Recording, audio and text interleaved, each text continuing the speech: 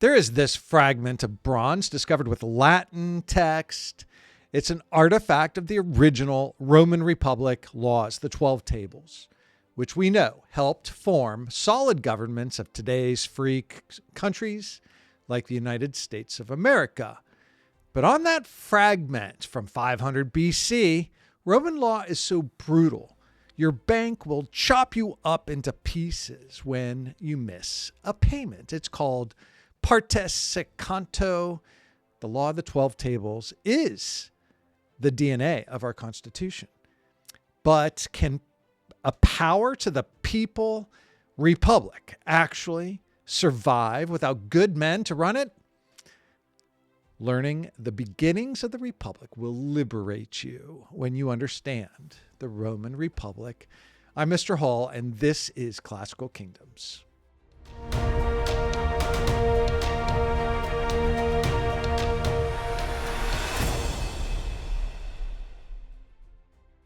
Welcome to Classical Kingdoms, where history reveals truth and wisdom for your journey. We take a classical approach to history, structured, complete, grounded in what actually matters.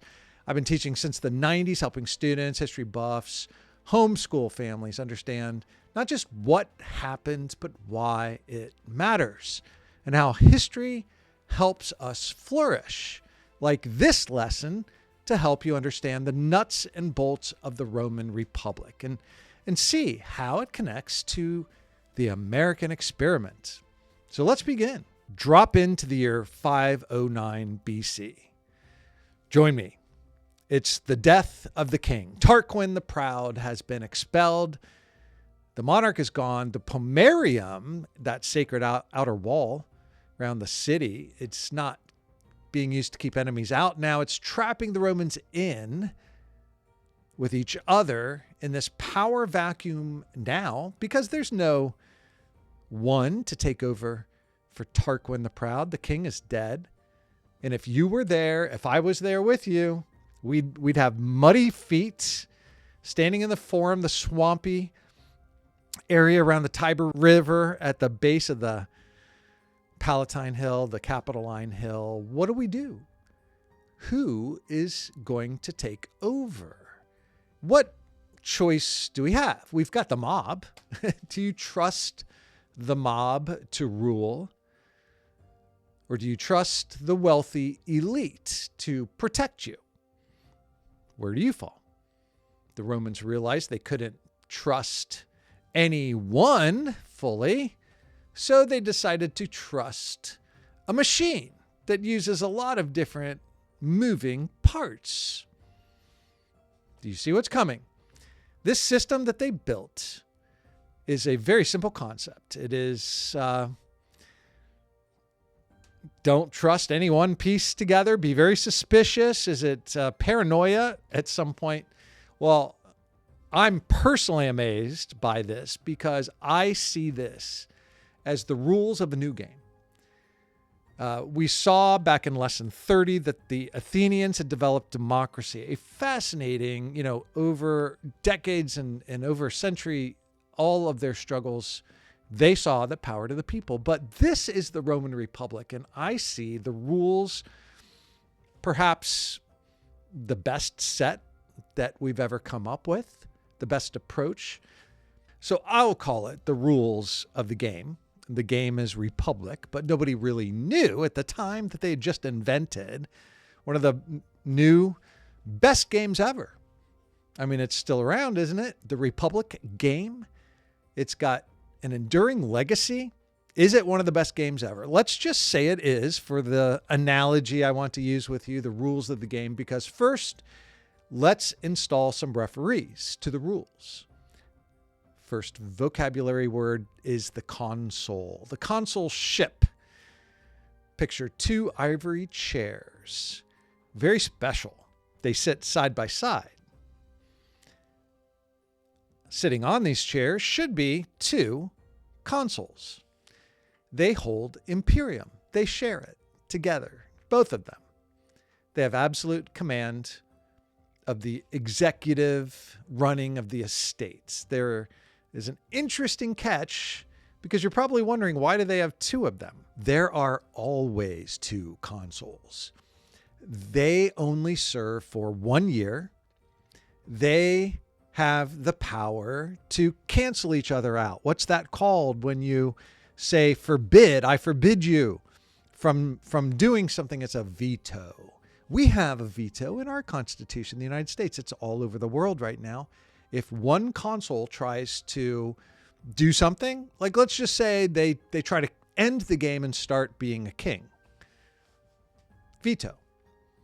Veto. The two cancel each other. Now, you say, well, that means the government is going to be stuck in deadlock. Well, hold on. Find a way to get along. What's behind this is a little bit of the aristocracy element, the aristocratic element. So what would that be? What is the aristocratic element? Older, wiser, richer, long-standing families. Where do we get aristocracy? It's supposed to be from the originals, ruled by the elite. And for Romans taking on this new identity, they trace their family heritage back to Romulus and Remus, which means you can trace it back to Aeneas. They are part of the original destiny. And so do they have a bigger stake in this Rome? Are they the aristocratic element? Well, yes. And let me explain how this will work, because we're going to use 300 of those men, and we will call them the senators. And from those senators will come the two consuls.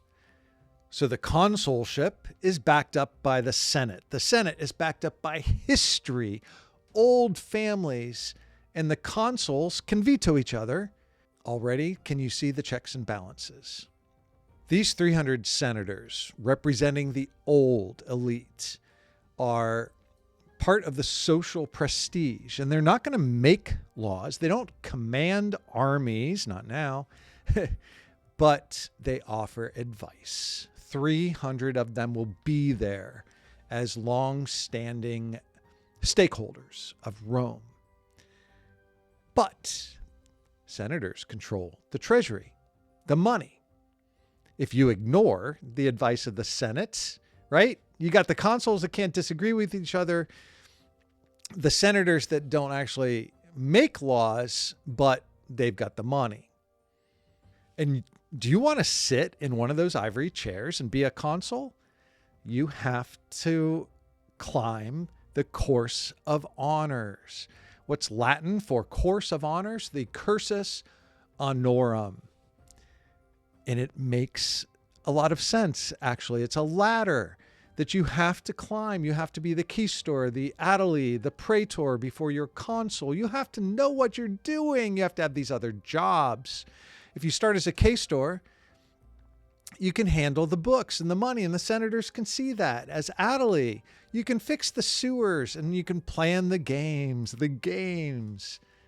The praetor is like a judge, and you will judge the laws. And then you might make it in as consul along with somebody else. And you only stay there for a year. You don't get power by seizing it. You get it by waiting your turn and building quality, talent, expertise. But there's a major complication here.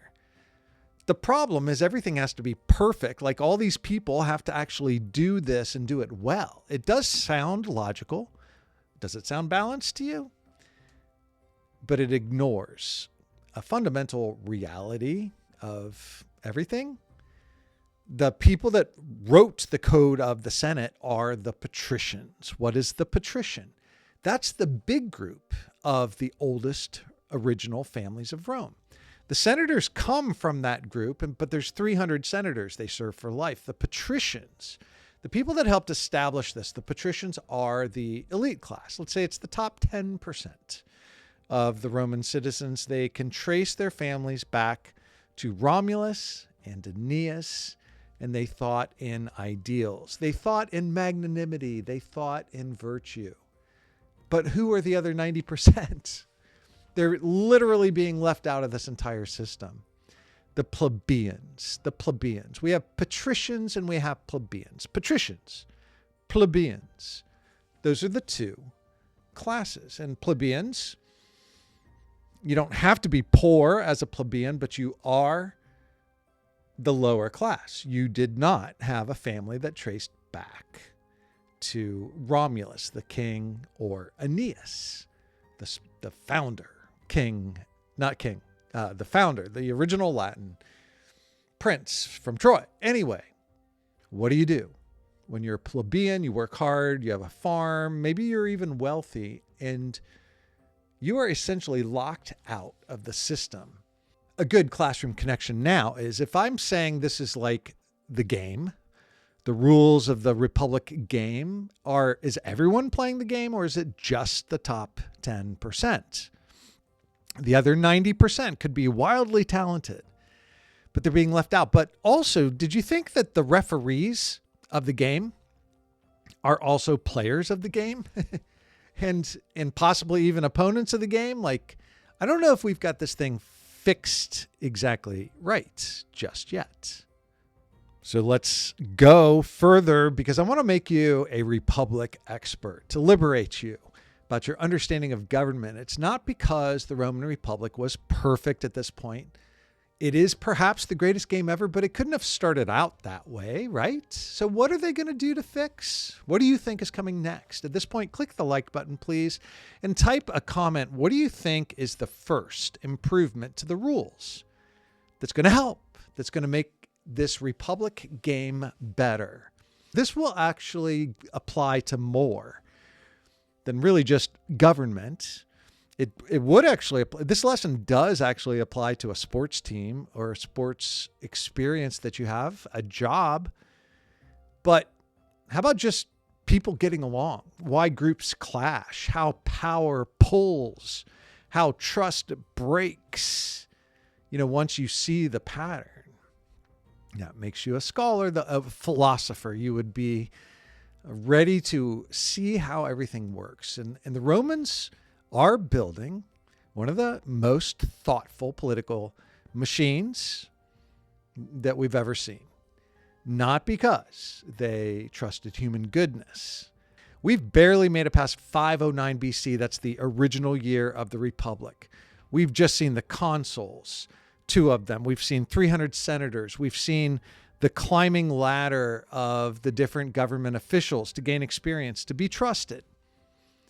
Let's go back to what I mentioned in the introduction. The debtors could be chopped up into little pieces, and it's in the law. Let's go to the year 494 BC.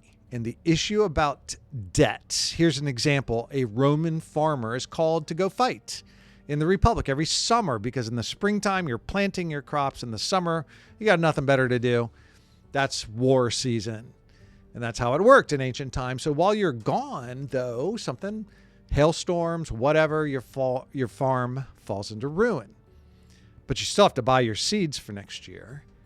So you borrow money from a patrician, and maybe you get a bad deal. Maybe the math doesn't work, but you are in big trouble now because you're looking at default. What is default? You can't pay. You default on your promise, your obligation. Do you file for bankruptcy with American bankruptcy laws? No. This is the early Republic, and you pledge your body.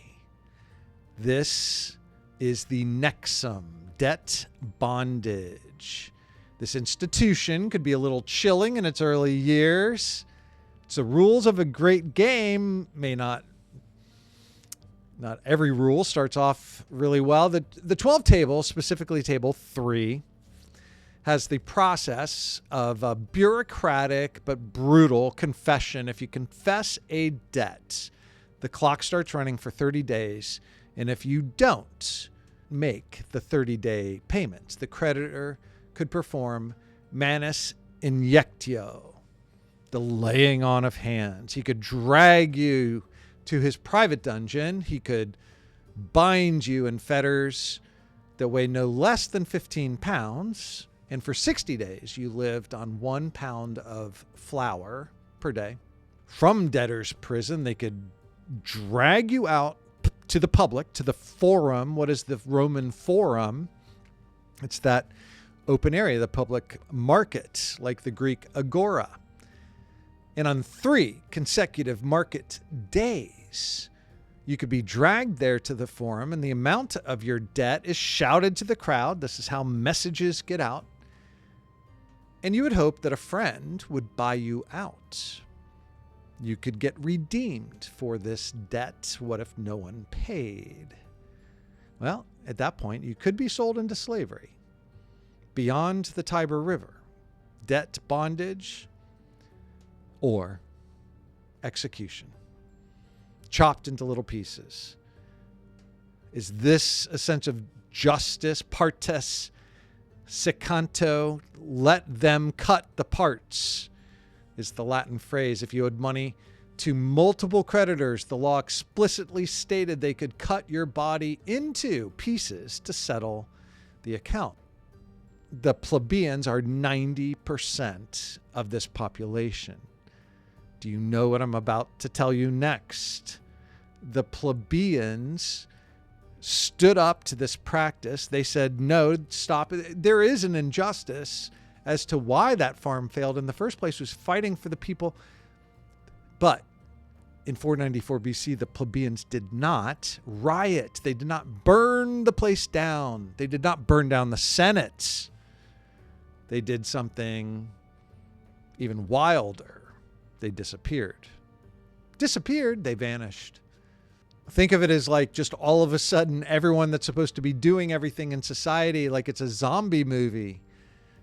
All of a sudden, the zombies are at the walls, zombies, the guards, everyone just walks away. That's 494 BC. And the plebeians have simply walked out to the sacred mount, the Mons Sacar. They sat down on the hill and they refused to do anything. They refused to fight. They refused to farm. They refused to fight.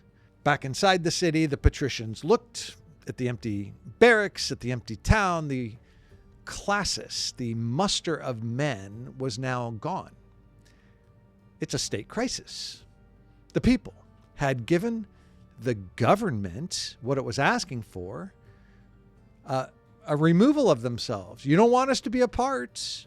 You don't want us to be a part of your government.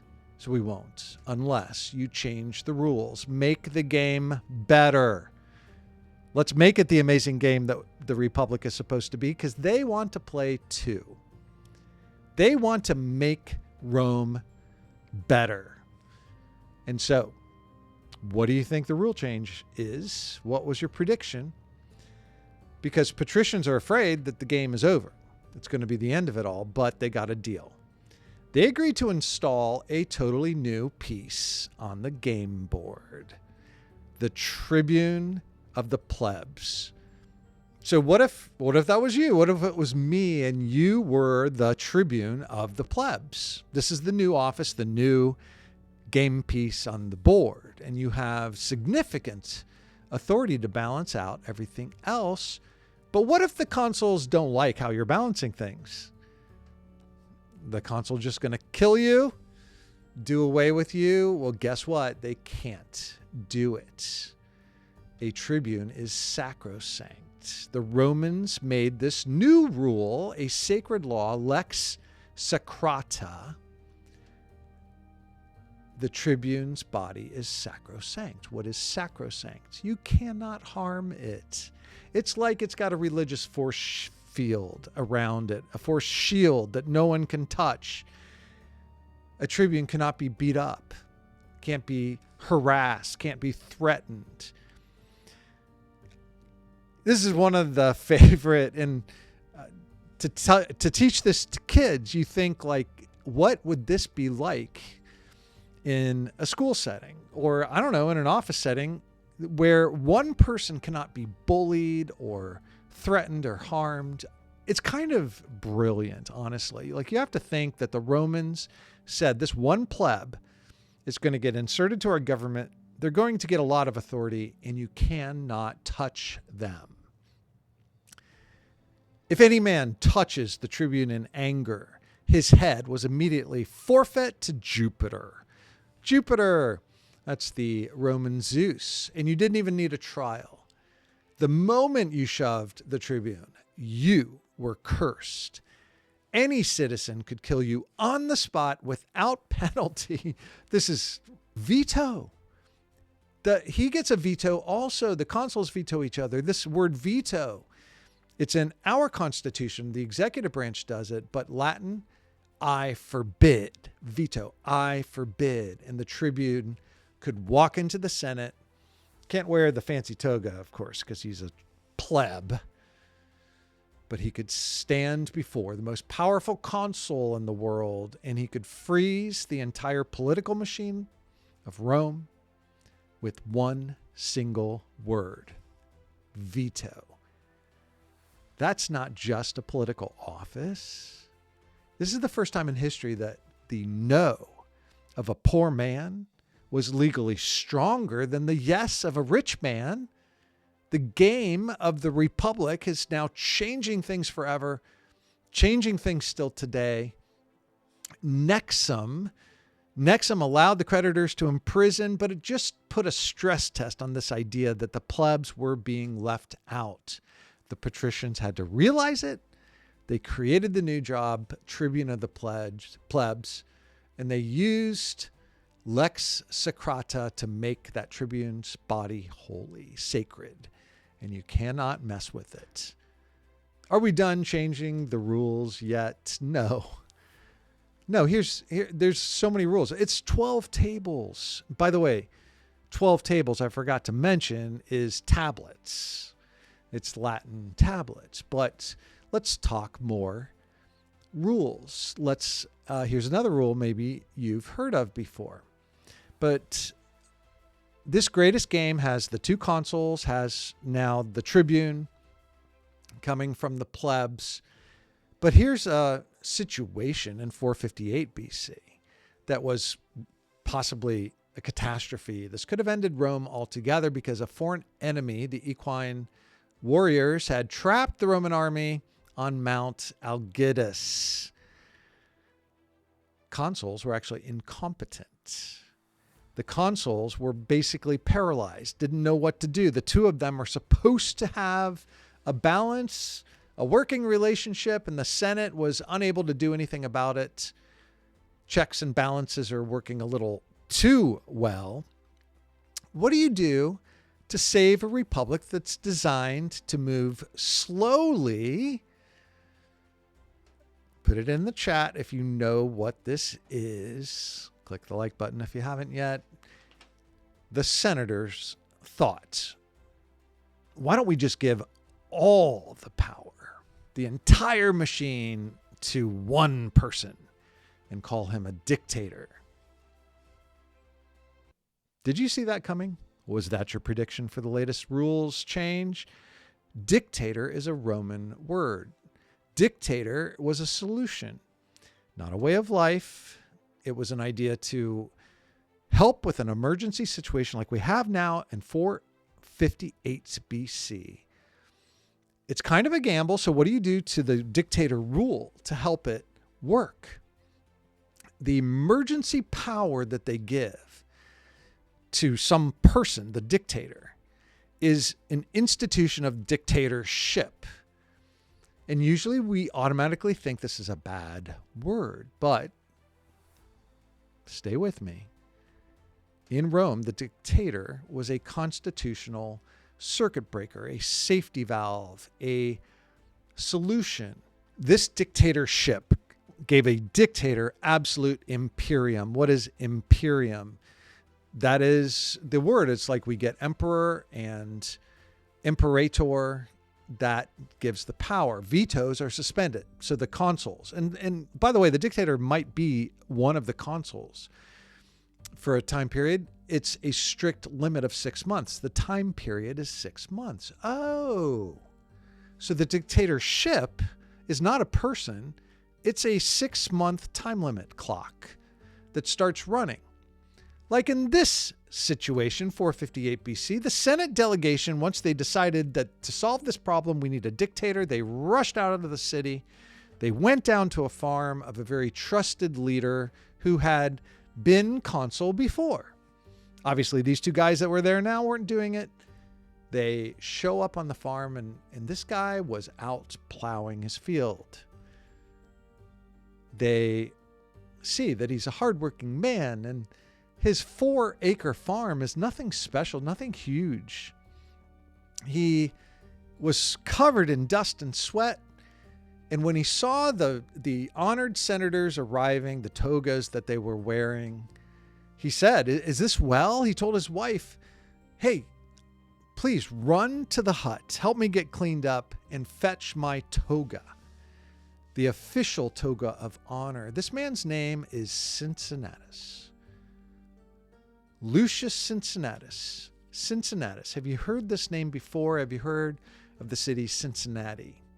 Cincinnatus waited to talk to the senators until he could show some virtuous duty and respect. So he got cleaned up. He got his toga on. And in that moment, they asked him, "Would you please be our dictator? Help us solve this problem. We have an emergency." What does Cincinnatus do? He thinks duty, honor, help, service. So Cincinnatus becomes dictator. Cincinnatus takes action quickly. He drafts all of the military-aged men. Cincinnatus marches to Mount Algidus. He arrives at the siege and builds a wall around the enemy. And in one single day of fighting, he defeats them.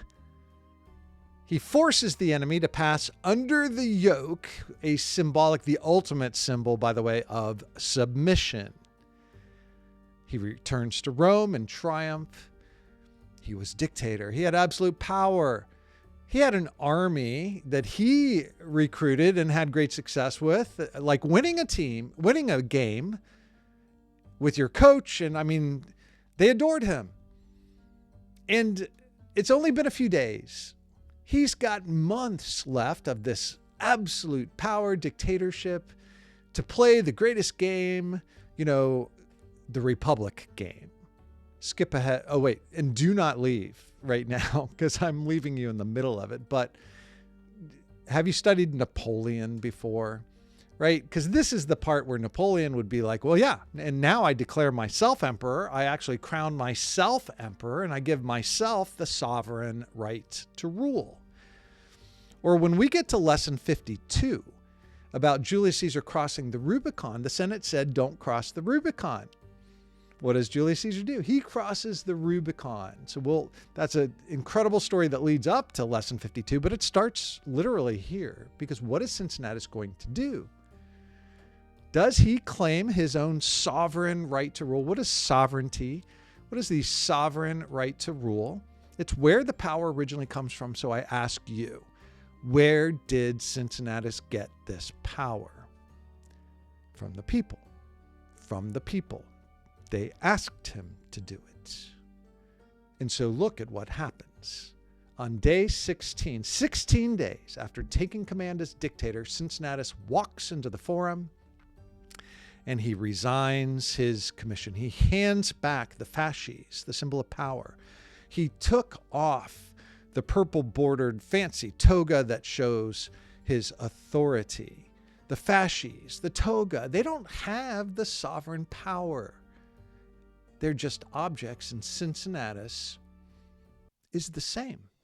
He's just an object, a tool of the dictatorship, the concept of this office. He's just a symbol of power, just a part of the solution, and he turns it back. The sovereign power is from the people who gave him the fasces, gave him the ability, the rights to wear the toga and to be dictator for up to 6 months. He only needed 16 days, problem solved, and he went back to his 4-acre farm, kept plowing and digging and getting dusty. Have you heard any stories about George Washington? because this story from 458 BC is a republican crisis, had to fight the enemy and had to defeat and had to have good people to do it. And then this very best talented man, Cincinnatus, resigned after a short time because the problem was solved. And the virtue that he had was a safety net for liberty. And it was good enough for a good man like Cincinnatus. But check out this painting of George Washington. In 1783, George Washington goes to Annapolis and hands back his commission. George Washington was our leading general to win the Revolutionary War. And if you think this all sounds too good to be true, because 2,200 years after historians have been looking at people, looking at powerful people, dictators, the Greeks would call them tyrants.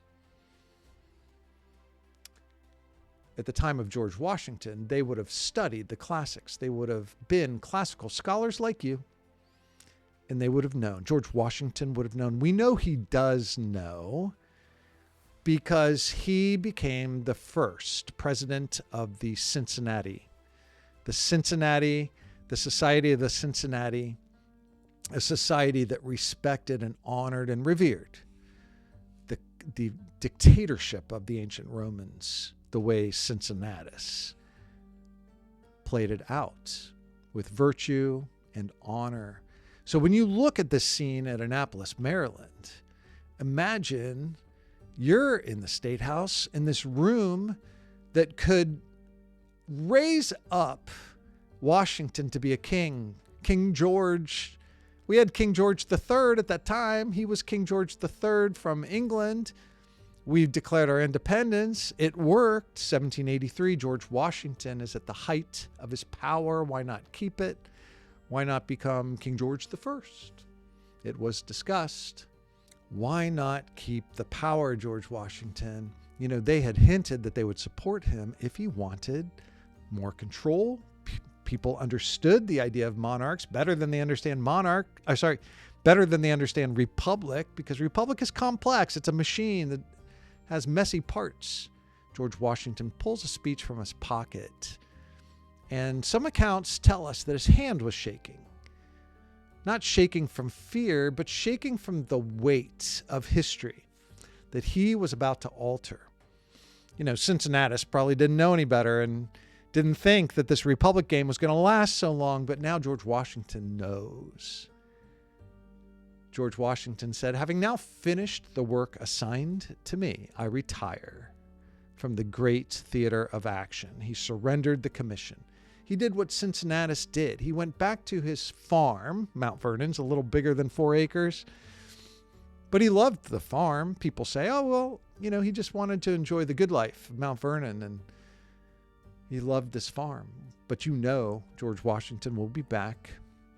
George Washington comes back to serve and given power, and power that he could have kept. George Washington wins an election, and he wins another election 4 years later for president. And then he stops, once again stops, and hands back the power. At that time, our Constitution did not limit how many times a president could run and win. And you see this in other countries. Some presidents just keep running and winning, and they keep their power as if they're a king or a dictator. They act like it. But George Washington set the model that presidents should only serve twice, 2 terms, 8 years. And until FDR in the 1930s and 40s, every president followed that model. So there are complications and problems that arise, whether it's America or whether it's in ancient times. But you know, King George III actually heard this rumor that Washington was going to retire and give back all the power. Could not believe it. It actually violated every sense of logic. But it's the understanding of sovereignty in a monarch. It's easy. It's a king or a queen that's just born to the family, sovereign power. And when you watched the throne being taken by King Charles III when he was crowned. The coronation of King Charles III. It's greater than a wedding. It's a religious ceremony. The sovereignty of the throne, the crown. Sovereign power comes from something greater. But in a republic, whether it's the United States of America, ancient Rome under Cincinnatus, the power comes from the people. And we know the American founders don't just copy what the Roman Senate did. We don't just copy what King George III did. It is the rules of the greatest game, and ours look different. We don't have dictator power in this Constitution in our country, but we have veto, and we have a lot of improvements to the old Roman system. So with Cincinnatus to begin and George Washington standing next to each other, both of them turn away from each other. Both of them go back to their farms, to a flourishing life. They recognize sovereignty is not in a monarch, not in a king or a queen. It's in the people. And even the people who write the Constitution make that set of laws, set of rules to the greatest game. May not be perfect, but those two men are examples, virtuous examples to us, who recognize that the power is not sovereign within them and it should not be kept by them. And this has helped the Republic survive as one of the greatest games, one of the greatest set of rules. What do you think? Leave your comments, and thank you for taking the time to learn something that matters in all of history. Because kingdoms rise and fall, power fades, but virtue endures.